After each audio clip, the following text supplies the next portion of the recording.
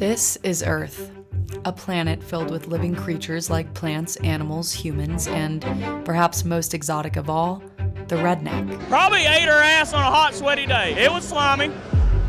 Welcome to Myrtle Beach, a breeding ground for the redneck species. We're here to find the biggest redneck in the South and to better understand what is this lifestyle all about? Who are the people behind the stereotypes? What's the most redneck thing you've ever done? Oh, I don't know. I shot somebody one time. You shot somebody. Did they live or die? They died. They died. Did you get caught? Yeah. 14 years. Do you think they deserved it? No. Did they shoot back at you? No. They didn't even have a gun. Damn. You ran a tractor into a hospital and it was a stolen tractor. Yeah, Why?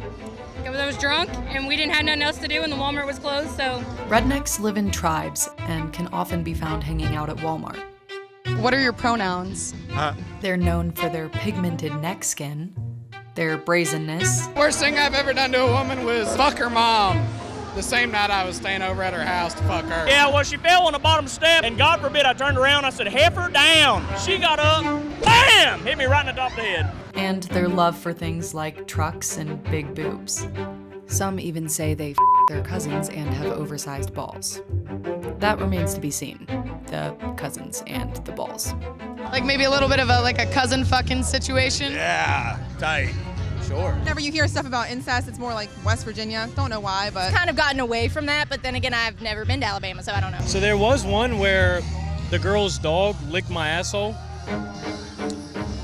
But if being a redneck is only about first-degree murder, incest, and licking assholes, then why were some people speaking so highly of them? I don't know. I like rednecks.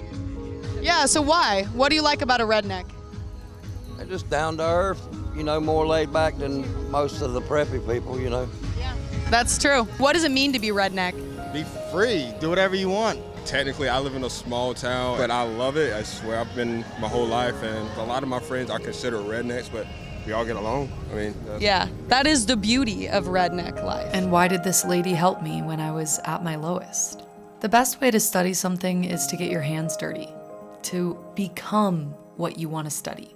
So we did just that. Of all of these amazing options available to me, I figured I could probably connect the most with loving hot dads. Everybody loves hot dads, okay? And the hot dads are out to play at the Carolina Country Music Fest. Thank you, baby Jesus, for bringing us here today, for bringing the hot dads into our lives. We know that Jesus loved his daddy, so that's where it all began, really. Jesus is a son, he's got a hot dad, and that's God, the big G-O-D, that's what we're talking about. Maybe we'll find a hot dad today and get busy. Cameron and Big Dick Nick. All right, great. What do you love about hot dads? I just love the way they work hard, putting that work in. I'm not gay, but I'm always down to get down with a hot dad. And eventually, I found my people. Who's the oldest person you've had sex with? She was 73 years old, met her at a nursing home when I was volunteering there. She was actually really hot. I got arrested, right? Went to jail. Had to do community service instead of serving time. Basically, I would flirt with her all day. She was pretty hot, and then one day, later at night, it was around 8 p.m., things just happened, man. After days of searching, I had finally found the biggest redneck. He was wearing a Trump 2024 hat, a cutoff shirt saying, "I love hot dads." Plus, he had had sex with a 73-year-old woman and ended up in jail for it. It was time for me to dig in and learn everything I could. That's probably the most redneck thing I've ever done. Yeah, okay. I'm thinking about becoming a redneck. If you're going redneck, you're going all in. Would you be willing to teach me, how to be a redneck? I'll teach you how to be a redneck. Step one of being a redneck, you gotta be able to drink. Can you drink? I have this. If you're gonna be a redneck, you gotta drink beer. Have you ever shotgunned a beer before? No, cheers. All right.